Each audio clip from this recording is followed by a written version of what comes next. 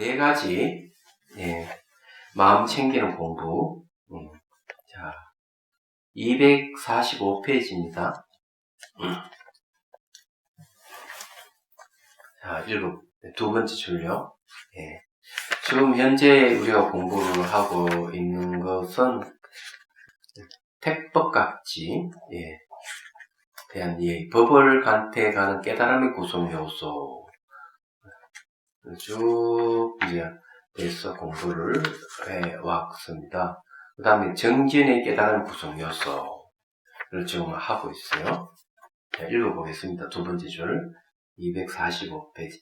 그 대신에 이 사람은 이것을 수용하고 사문의 법도를 닦아 윤회의 괴로움으로부터 벗어날 것이다 라고 그들에게 필수품들을 허락하셨다. 그러니 이제 그대가 게으름에 머물며 그 탁바른 음식을 존경하지 않는 것이 된다.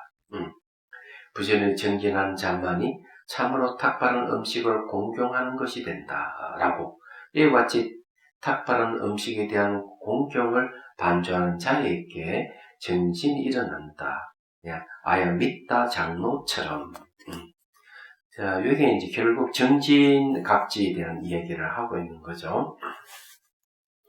그래서 이 탁발 음식을 받을 만한 것은 어떤 사람이냐, 이렇게 얘기해요. 부지런히 정진한 자만이 탁발 음식을 공경하는 것이 된다, 이렇게 얘기했어요.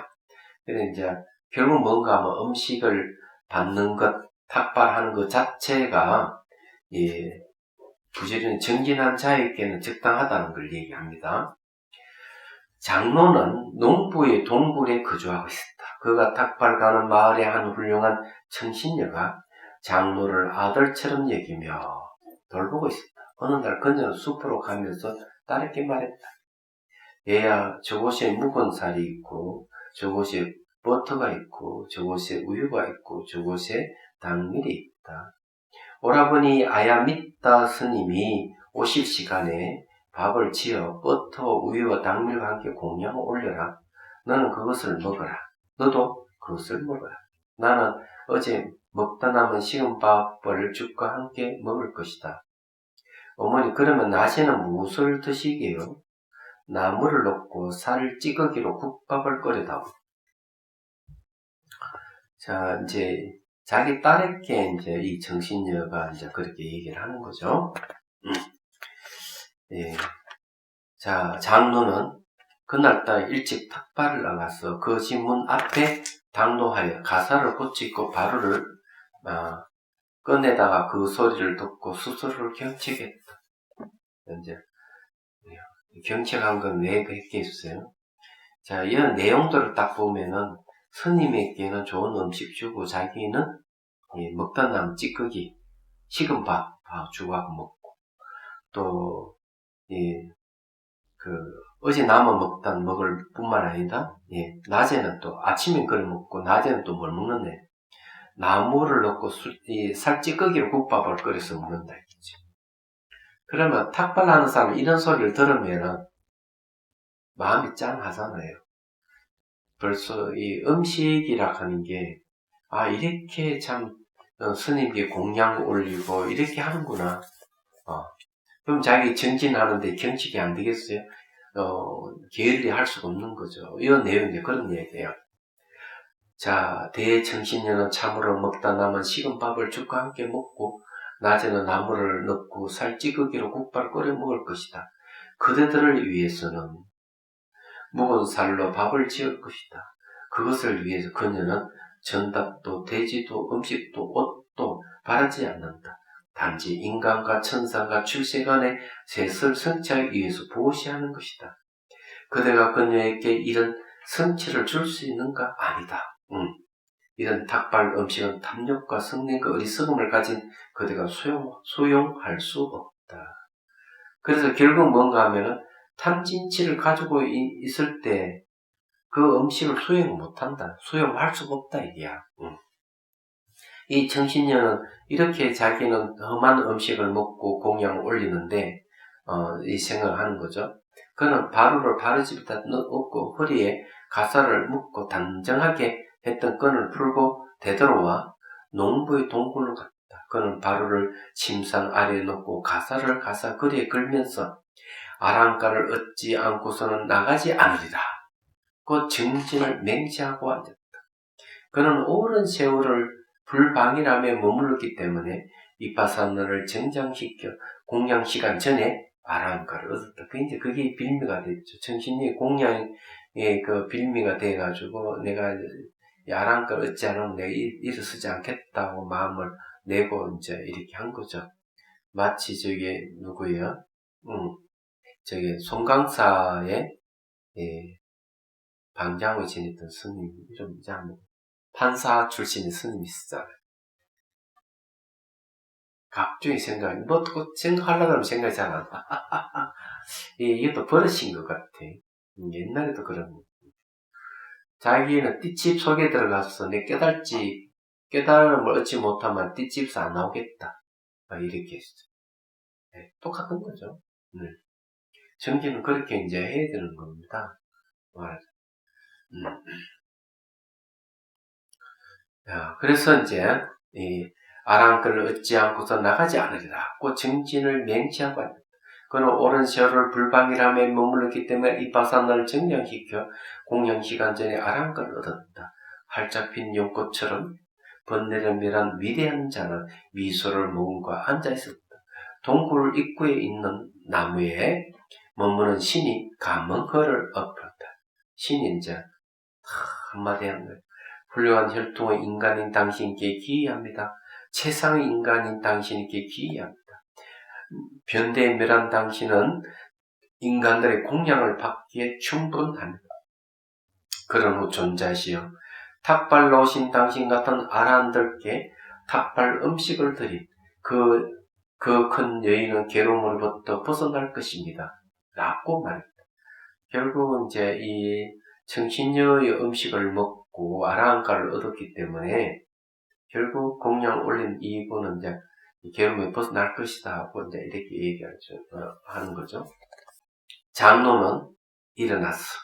문을 열고 시간을 살펴본 뒤 탁발 갈 시간이구나 라고 알고 바로와 가사를 수하고 마을로 들어갔다. 소녀는 밥을 다 지어 지금 좀 우리 오라버니 스님께서 오시겠지라고 대문을 쳐다보고 앉아있었다.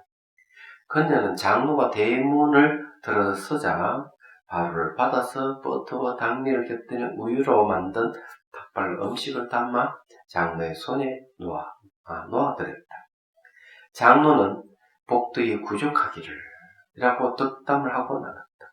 그녀는 그를 쳐다보면서 서 있었다. 그때 장로의 피부 색깔은 아주 청정하고 하였고 감각기가 드는 맑았으면 얼굴은 입자루를 벗어난 다 익은 야자 열매처럼 아주 빛났다.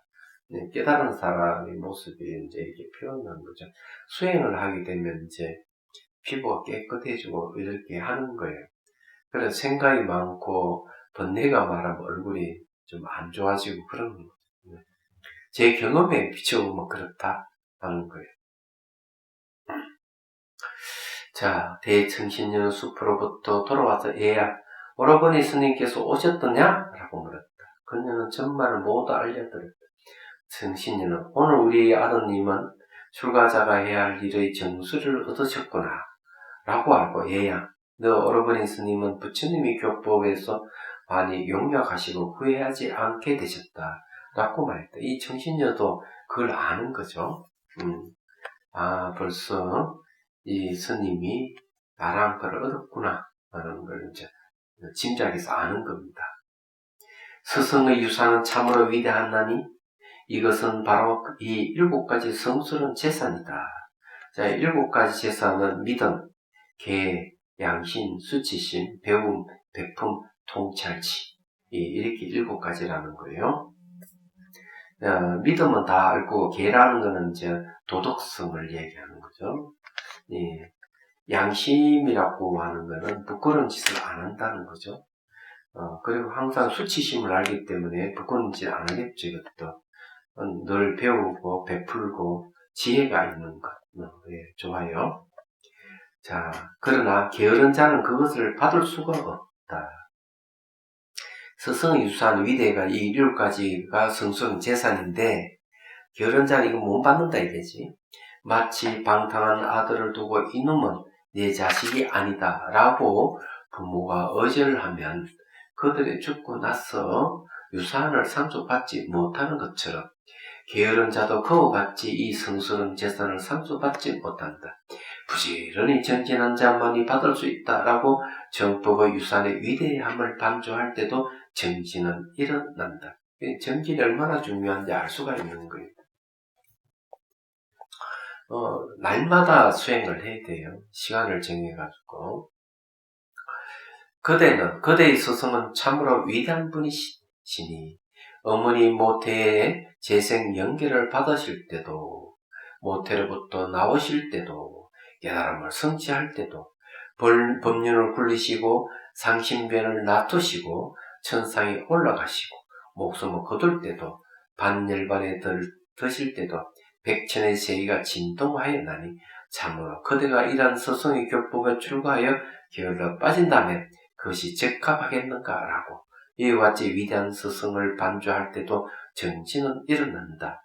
자, 이 이야기는 뭔가 아마 서가모 부처님의 팔상성도에 대한 이야기죠. 상신변은 거기에 이제 105주에 보면은 불과 물이 동시에 나타나게 하는 등 정반대되는 두 가지를 동시에 나타내는 신통이다 이렇게 되어 있네요.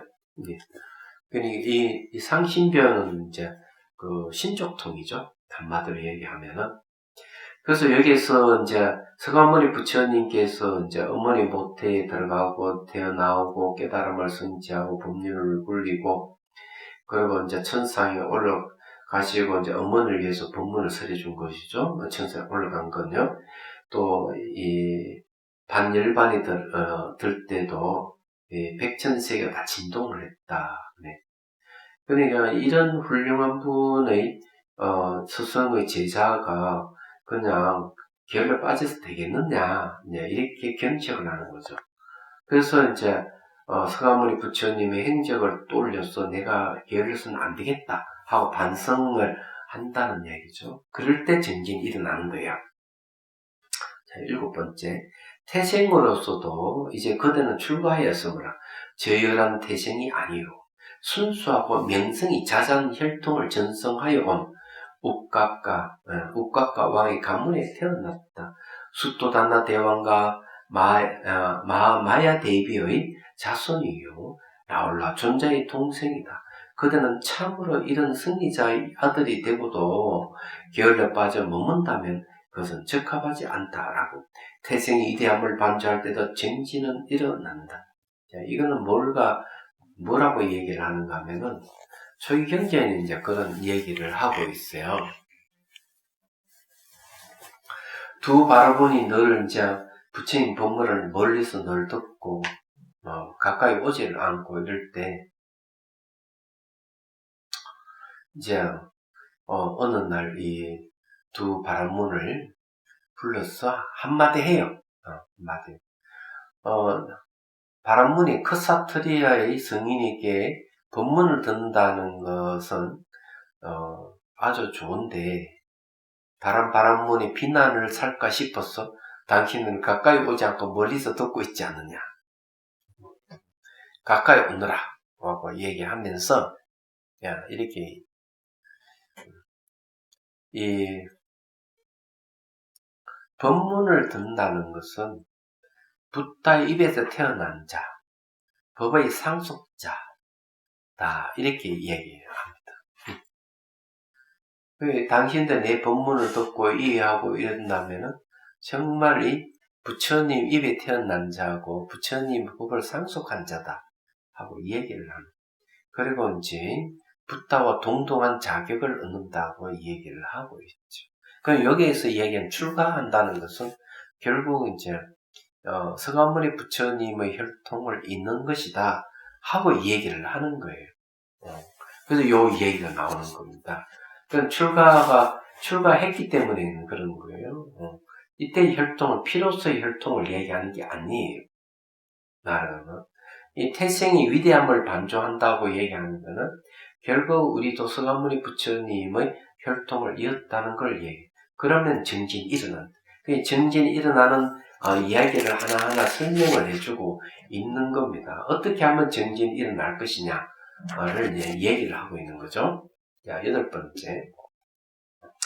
사리푸타와 모칼란나 그리고 80분의 큰 제자들은 오직 정진으로서 출세관법을 통찰하셨다. 그대는 이들 동료 수행자들의 도를 닦을 것인가 닦지 않을 것인가 라고 동료 수행자들의 위대함을 반주할 때도 정진은 일어난다. 자, 여기 이제 사리푸타 모칼란나 그리고 80분의 큰 제자들 이렇게 했는데 정진으로서 이제 출세관법을 통달하였다는데 사리푸타는 이제 지혜제일이고 모칼라는 신통제일로 된 이 두 분은 원래 외도 수행자였어요. 그러다가 이제 부처님이 다시 이제 기이하게 됐죠. 출가를 하고 그래서 이제 상수 제자가 되었신 분들이에요. 여기서 이야기하는 거는 이런 훌륭한 스님들을 떠올리면서 정진해라. 이분들도 이렇게 출세관법을 통찰을 하지 않았느냐 하는 걸 이 얘기를 하고 있습니다.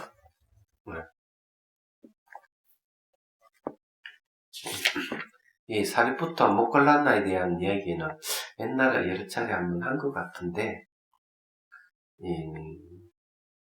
이 두 분이 어떻게 깨달음을 얻었느냐 하는 거는 초기경전에 나옵니다. 그러니까 부처님이 그 5명의 이제 제자 중에 한 명인데 탁발을 하고 있었죠. 그 이름이 잘 기억이 안 나지만은 사리푸타가 봤어. 몸이 이제 빛이 나고 이러니까 탁발이 끝날 때 이제 물어보는 거죠. 당신은 누구를 스승을 모시고 수행합니까? 저는 고타마 붓다를 스승 모시고 공부를 하고 있습니다. 그러면 고타마 붓다는 뭘 가르치는지 알려 주십시오. 제가 출가한 지 오래지 않아서 다는 알 수는 없고 간단한 개성 정도는 얘기해 줄 수 있습니다. 그럼 그거라도 얘기를 해 주시오. 하니까 이렇게 모든 것은 조건에 의해서 일어나고 조건에 의해서 사라진다. 이것이 대사문이 가르칩니다. 연기법이죠. 이 말을 듣고 사리푸타는 바로 즉각 깨달음을 얻었어요. 너무 깊어가지고 이제 자기 친구한테 가니까 친구인 이 모칼란나가 사리푸타를 보고 얼굴 빛이 나거든. 너 무슨 일이 있었느냐? 내가 고타마 붓다의 제자를 만나서 개송을 들었는데 내 깨달음을 얻었어. 하고 개송을 읊어주는 거죠. 모든 것은 조건에서 일어나고 모든 것은 조건에서 사라진다. 이것이 대사문이 가르칩니다. 이 말을 듣는 순간 모칼란나도 바로 깨달음을 얻죠. 그래 이 두 제자가 이제 산자야를 찾아 산자야가 스승이었어. 산자야는 이제 잘 알다시피 회의론자입니다. 육사외도 중에 한 명이에요. 스승님, 이제 부처님께서 이 세상에 출연하셨습니다. 같이 가시죠. 그러니까 안 간다. 너희들도 가지 마라. 이러죠. 그랬을 때 이제 이 사리푸타 모칼란나 하는 얘기가 저희들은 가겠습니다. 하고 가죠. 그러니 사리푸타 모칼란나를 따르는 또 제자들이 있었어요. 100명씩 200명이 이제 부처님께 기이하는 사건이 있었죠. 80분의 큰 제자들을 하면 이분들은 되게 추측컨대 추측한다면은 이제 부처님께서 어느 날 새벽에 이제 아마 나무 밑에서 안 계셨는가 봐. 근데 이제 한 청년이 야사인가 그래. 야사라고. 부잣집 아들이야. 그 진탕 그 저녁에 막 놀고 난리치고 놀다가 새벽에 턱 일어나 보니까 그 시녀들이 자는 모습이 과간이야. 환멸이 느껴지는 거죠. 그리고는 이제 마가덕국의 그 들판에 막 뛰어가면서 괴롭다 하고 막 고함을 막 지르니까 건너편에서 젊은이 무엇이 그렇게 괴로운가 이리 오게 내가 그것을 해결해 주겠네. 그래 젊은이 이제 가서 앉지.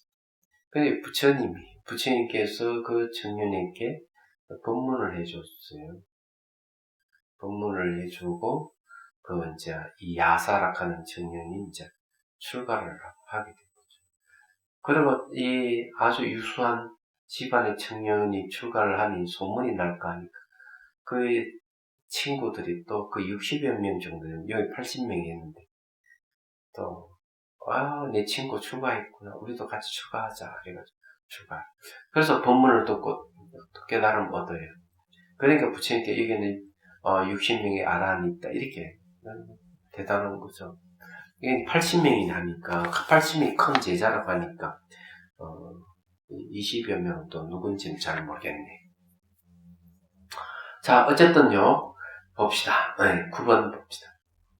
배를 채우고 늘어져 있는 보아뱀처럼 뭔가 마음의 정진을 놔버린 게으른 사람들을 멀리하는 자에게도 부지런히 정진하고 스스로 노력하는 사람들을 친근한 자에게도 서거나 앉는 등에서 정진을 일으키기 위해 마음을 향하고 기울이고 기대는 자에게도 정진은 일어난다. 이와 같이 11가지를 정진이 깨달음 구성 요소를 일으킨 자는 아라한도를 얻어 수행을 완성하고 깨뜨려 안다. 총 11가지가 됐어요. 제가 번호를 다 얘기를 하지 않았지만은 전번 시간에는 4번까지 중간에 하다 말고 오늘 그 다음에 4번부터 해가지고 아마 쭉 설명을 했습니다. 설명을 했는데 이 책은 여러분들이 이제 교재로 삼고 있는 걸 한번 더 읽어보시기를 바래요. 자, 그 다음에는 이제 희열이 깨달은 구성요소 희각지에 대한 공부입니다. 우리는 영각지, 택법각지, 그 다음에 이제 정진각지, 네 번째 희각지 들었었습니다. 네. 자, 희각지 봅시다. 우리는 이제 사람들은 수행을 하는 사람들 중에서는 그냥 목석과 같이 돌덩어리 같이 수행하는 사람들이 있는데 그렇게 하면 안 돼요. 집중력이 생기고 정진을 하고 집중력이 생기고 이러면 기쁨이 생겨요. 기쁨. 그래서 희각지라 하는 건 각지, 깨달음의 구성 요소를 각지라 해요. 깨달을 각자, 여기 이제 갈리시자를 쓰기 때문에 그래요. 자, 희열의 깨달음 구성 요소는 이와 같이 일어납니다. 비구들이요, 희열의 깨달음의 구성 요소를 확립시키는 법들이 있어 거기에 근원적으로 마음의 잡두리하기를 많이 지으면 이것이 아직 일어나지 않은 희열의 깨달음 구성 요소를 일어나도록 하고 이미 일어난 깨달음 구성 요소를 느리고 더 세게 만들고 수행을 성취하는 자양분이다.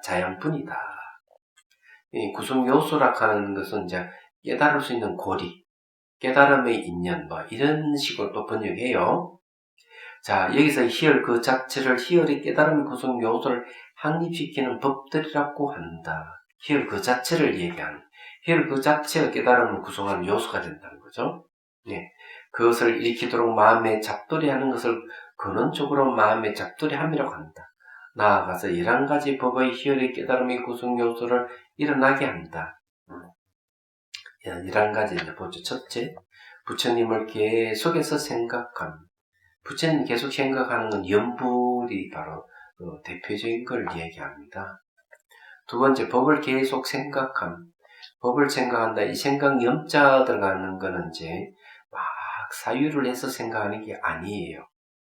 얘기하자면 부처님을 계속 생각하는 것도 생각 염이 이제 생각상에는 생각사가 아니라는 거 알아야 돼. 그냥 즉각적으로 이제 생각하는 거죠.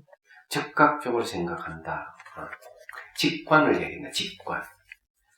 무상고 무아라는 것을 이미 벌써 이제 배우고 알았다면은, 그 수행을 해가지고, 이런 게 이제 지혜가 생겼다면은, 놓치지 않는다. 항상 염두에 두고 놓치지 않는다. 이런 얘기예요. 그 법순념이에요. 이대 법을 무상고 무아로 보면 됩니다. 승가를 계속 생각합니다. 계를 계속 생각하고, 계라고 하는 건 도덕성이죠. 5번째, 간대함을 계속 생각합니다. 간대함을 가는 건 사수념인데, 이건 뭔가 평정을 얘기합니다. 평정. 마음이 이렇게 뜨거나 까란짐이 없는 것을 얘기하는데, 이게 왜 간대함이라고 얘기하는 건 치우치지 않기 때문에 관대하다고 얘기할 수 있어요. 6번째, 천신을 계속해서 생각함. 천신을 생각하는 것은 무엇이냐면요, 이 인간보다 천신이 훨씬 뛰어나고도 우월하기 때문에 그렇습니다. 그래서 이제 천사에 태어날 것을 생각을 한다면 그렇죠. 여러분이 고요함을 계속 생각한, 고요함을 계속 생각한다 하는 것은 고요함을 얻을 수 있는 조건이 되죠. 이게요. 거친 자를 멀리함. 말이 거칠고 생각이 거치고 행동이 거치는 사람을 멀리해야 돼요. 9번째, 인자한 자를 섬김. 마음이 부드럽고 자유로운 사람을 섬기는 게 좋아요. 10번째, 신심을 일으키는 경전들을 반조함. 그래서 이 경전을 늘 읽고 또 경전 내용을 잘 숙지하고 있으면은 이 경전들을 반조하는 게 되죠. 왜? 신심이 일어나니까. 11번째, 그것에 대해 마음을 기울인다. 총 10가지를 대해서 마음을 기울이니까 이건 11번째 되겠죠. 자, 여기에 대한 설명입니다. 자, 첫 번째. 부처님을 계속해 생각하는 자에게 근접삼매까지 온몸을 가득 채우는 희열의 깨달음의 구성 요소가 일어난다. 자, 여기 이제 이때 생각염입니다. 그래 근접삼매가 일어나는 것. 생각사는 이게 막 사유를 하는 것은 이 근접삼매가 일어날 리가 없죠. 왜냐면 사유를 계속 하고 있으니까. 네. 그래서 이제 이 사유를 하는 건 난주 사유할래 할 수 없는 경계에 이르렀을 때 이제 삼매가 일어나요. 그것도. 자, 그 다음에 법을 계속 생각하고 성가를 계속 생각하는 것도 그와 같다. 근접삼매가 일어난다는 거죠. 이때 생각은 이제 깊이 생각을 하는 게 아니라는 거겠죠. 직관적입니다. 알아차림, 보통 샷디를, 생각염은 샷디를 얘기합니다. 그냥 직관적으로 직관을 하더라도 그 안에 분석이 들어가 있어요. 직관적 분석이라 해야 되나? 그렇게. 우리는 직관하면 분석하는 게 없는 줄 알지만은, 옳고 그름을 분석하고, 나하고 물러섬을 분석하고, 일어나고 사람을 분석이 가능합니다. 직관적으로. 그리고 오랜 경험이 있는 사람은 말을 하지 않고 직관적으로 보기만 해도 알잖아요. 똑같은 이치예요. 근접삼매라고 얘기하는 게 뭘 근접삼매라는 하면은 본삼매에 근접해 있다고 근접삼매를 그래요. 근접삼매도 단계가 있는데 본삼매와 비슷하게 그 경지역합니다. 그래서 본삼매를 얻지 않고도 근접삼매를 통해서 깨달음을 얻을 수 있다, 열반을 얻을 수 있다고 얘기합니다. 다른 말로 찰나삼매입니다. A를 알아차리고 B를 알아차리고 C를 알아차리고 알아차리만 있는 경계. 감정과 생각이 끼어들지 않으면 그게 다 찰나삼매라고 그러죠. 자, 4번째 봅시다. 오랜 세월을 파하지 않고 잘 보호한 4가지 청정한 계를 반조하는 자와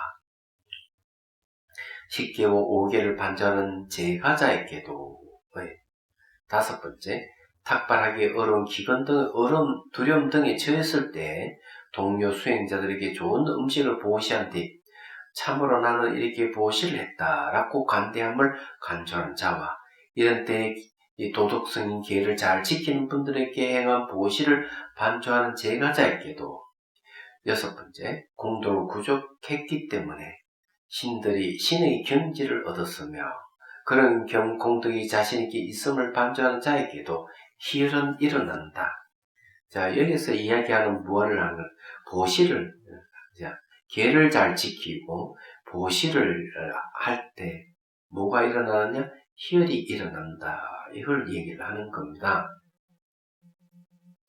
그래서 이제 여기 보시하는 사람에 대한 이야기를 하는데, 이 보시자는 제가자죠. 제가자가 이제 기근이라든 두려움이라든 이런 처했을 때 동료 수행자들에게 좋은 음식을 보시하는 거죠. 그러면 나는 이런 보시를 했다 하는 이제 마음을 내. 그럼 왜 관대함이란 말을 쓰는가 하면은 기근 등의 두려움에 처해 있는 동료자들에게 보시를 했기 때문에 관대함이죠.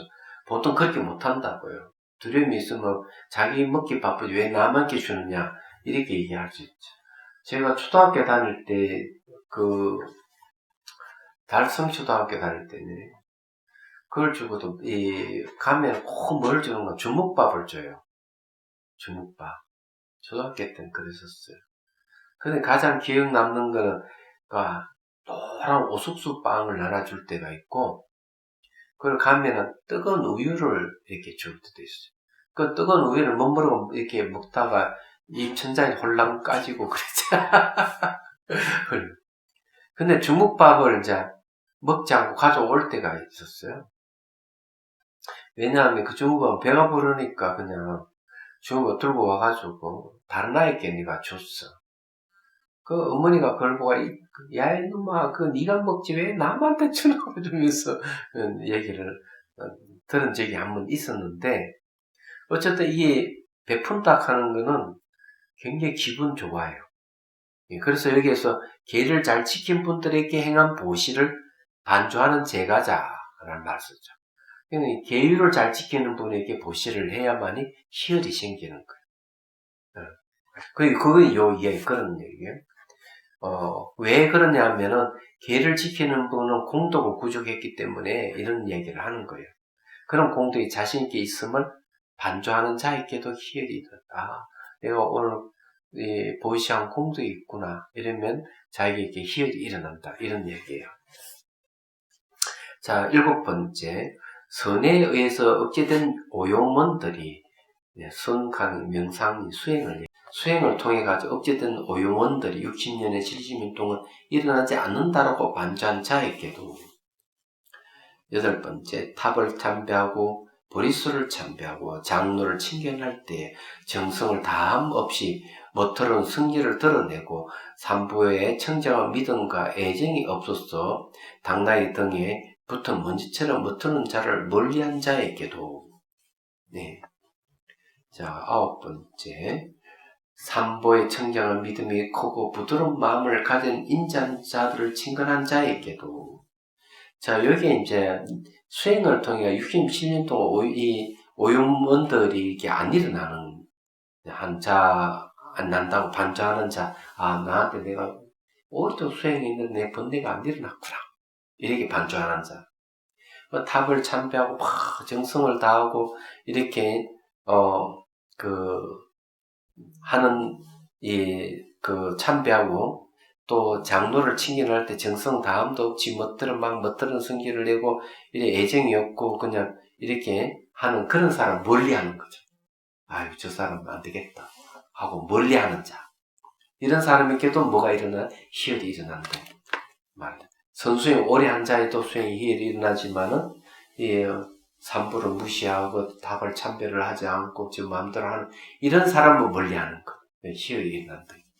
그 다음에 이제 9번째가 뭔가 하면 삼보를 대한 청정 믿음을 갖고 부드러운 마음을 가진 인자한 자, 이런 사람에게도 뭐가 일어나냐? 희열이 일어난다.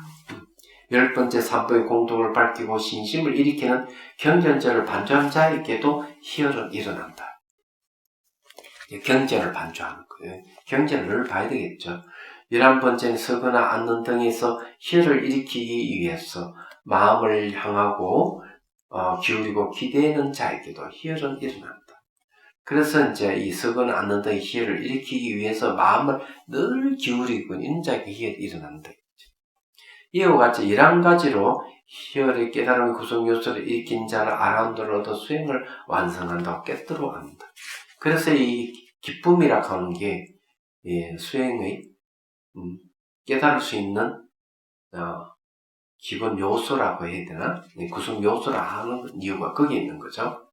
그래서 각지라는 말 자체가 깨달음을 이룰 수 있는 고리, 깨달음의 인연고리 이렇게 얘기도 한단 말이에요. 자, 편안함을 깨달은 구성 요소, 경한 각지에 대한 얘기. 자, 이렇게 기쁨이 생기면 그 다음에 뭐가 일어나느냐면은 뭔가 막 편안함이 일어나요. 대개 이제 대성에서는 기쁨하고 이 경안하고 같이 묶어서 이야기하는 경우가 많이 있어요. 마음에 기쁨이 생기고 난 뒤에 뭔가 마음에 경안이 일어난다 이렇게 같이 묶어서 보통 이야기를 해요. 자, 편안함을 깨닫는 구성 요소는 이와 같이 일어난다. 비구들이여 몸의 편안함과 마음의 편안함이 있어. 거기에 근원적으로 마음의 잡두리를 하기를 많이 지으면 이것이 아직 일어나지 않는 편안함을 깨닫는 구성 요소를 일어나도록 하고 이미 일어난 편안함을 깨닫는 구성 요소를 느리고 더 세게 만들고 수행을 성취하는 자양분이다. 나아가 7가지 법의 편안함을 깨닫는 구성 요소를 얻어 나게 한다. 그것은 좋은 음식을 수용한 두 번째, 안락한 기후의 삶. 세 번, 편안한 자세를 취함. 네 번째, 적절한 노력. 다섯, 포악한 사람을 멀리함. 여섯, 몸이 편안한 사람을 친근함. 일곱, 그것에 대한 마음을 기울임. 자, 여기 이제 7가지가 있는데, 이 경안에 대해서 좀 얘기를 할 필요가 있어요. 경안은 수행 초기부터 경안이 이제 생기기 시작한다 이렇게 얘기합니다. 논서에 의하면은 그러다가 이제 점점점 몸이 가볍고 기쁨도 생기고 이러지만 선정이 들어갔을 때 선정 속에서 경안이 일어나는 게 가장 미묘하다 이렇게 얘기를 해요. 그래서 보통 수행자인지 수행자가 아닌지를 판단하는 기준 중에서 하나가 경안이에요. 늘 몸이 가볍고 그래 편안해야 돼요. 그나마 수행자예요 그게. 그런데 차를 마셨을 때 경안과 비슷한 현상이 생겨요. 얘기하자면 그래서 이 스님들이 차를 마시고 수행을 하는 전통이 있는 거예요. 차를 마시고 수행하는 전통은 중국의 선종사찰은 꼭 차가 있어요. 그래서 잣나무를 심어서 늘 차를 따서 차를 만들어서 마시고. 제가 1996년도에 중국 남보타사에 이제 볼일 보고 돌아올 때 이제 남아사에 가게 됐습니다. 혼자가 아니고 그때는 정화 스님도 있었고 원순 스님도 있고 원해 스님도 있었고 총 4명의 스님이 이제 볼일 보고 남보타사에 볼일 보고 이제 어디 갔는가 하면은 남아사에 갔습니다. 그러니까 육조해능 스님이 머물렀던 사찰이죠. 갔더니만 저녁에 이제 도착했는데 지객 스님이 아이고 스님들이 멀리서 오셨으니 그러지 말고 저녁에 우리 같이 한번 정진합시다. 같이 선방에서 정진하자. 좋습니다 하고 이제 남아사 선방에 내려갔는데 그때 스님들이 전부 다 이제 그게 선방에 그 선방에는 뭔가 하면은 바닥에 앉는 게 아니고 바닥 조금 높이 이렇게 단이 있어요. 단을 만들어서 전부 다 앉아요. 그러면 제가 거기에 소임자 스님이 뭘 갖다 주는가 하면은 모든 스님에게 땅콩 서너 달을 주고 차를 주는 거예요. 찻잔에 스님이 땅콩 서너 달 먹고 차를 마시고 정진하고 그 다음에 이제 시간대 내려와가지고 그 둘레를 도는 때 보면 얼마나 돌았는데 바닥이 움푹 패였어요. 굉장히 오랜 세월이. 그 선방이 이제 허운 선사가 깨달았던 곳이기도 해요. 아주 유수가 깊어요. 그때 인상적인 게 땅콩 서는 날 먹고 차를 마시면서 정진한다. 왜 그랬을까? 차가 수행을 하지 않는 사람도 좋은 차를 마시면은 뭔가 마음이 가벼워져요. 몸이 가벼워져요. 몸이 가벼워진다는 거는 마음이 가벼워진다는 소리 똑같은 거예요. 그래서 이제 이 동다송에 보면은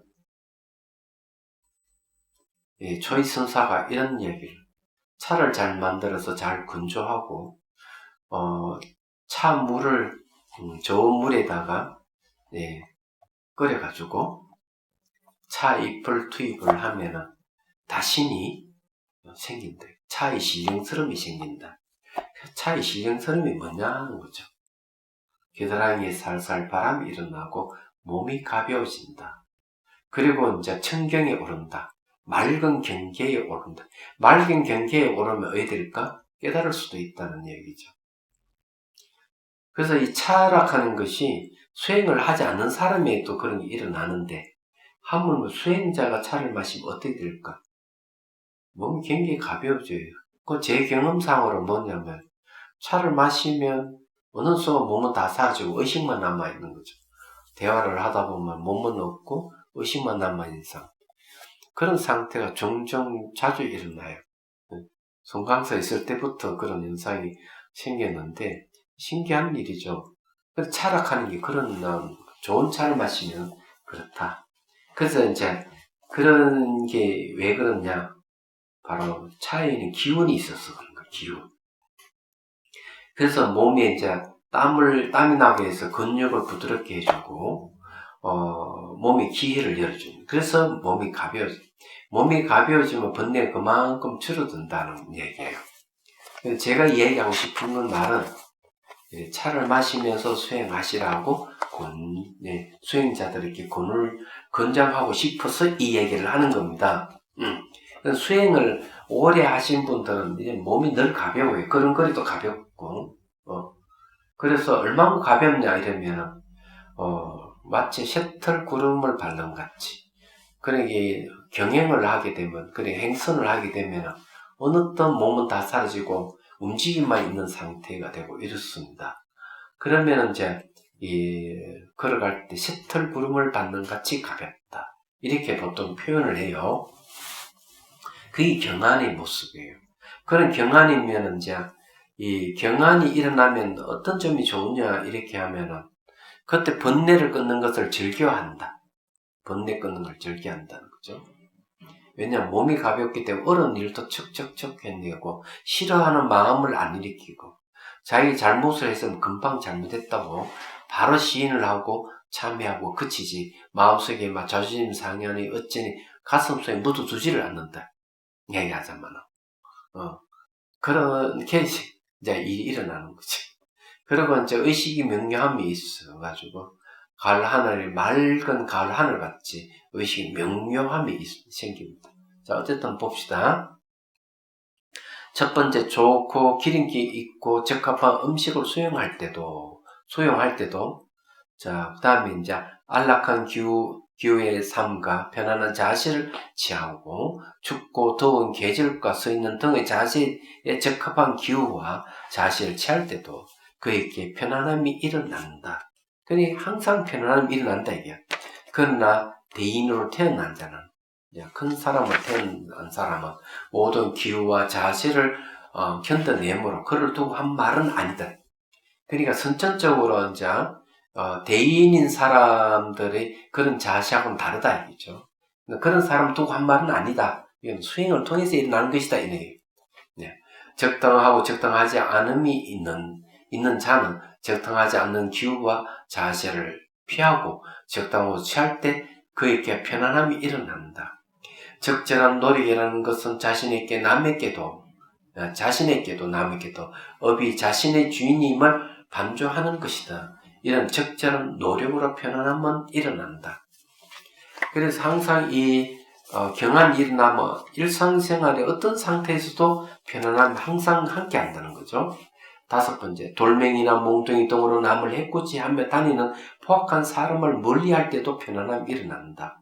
손과 발을 조심하고 몸이 편안한 사람을 친근할 때도 편안함이 일어난다. 본인이 경안이 있으면은 일상생 사람을 만날 때도 편안함이 바로 거의 반조해가지고 일어난대. 반응해서 일어난대. 이런 이야기예요, 여기서는. 예. 자, 7번째, 서거나 앉은 등에서 편안함을 일으키기 위해 마음을 향하고 기울이게 기댈 때도 그에게 편안함이 일어난다.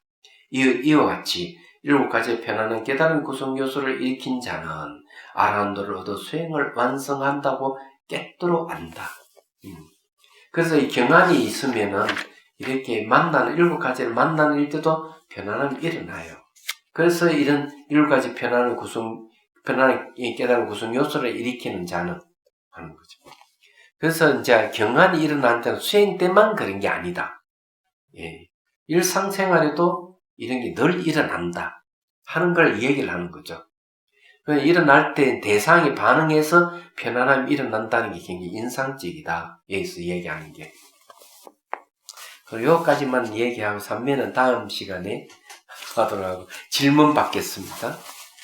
여전히 질문이 없군요. 예, 이것도 이제 곧 마치시면 제 달라이라마 수행을 이야기하다. 수행을 말하다. 이걸 이제 공부하도록 하겠습니다. 이건 얼마 안 남았네요. 참 내용이 상당히 좋은데. 자, 마치도록 하겠습니다.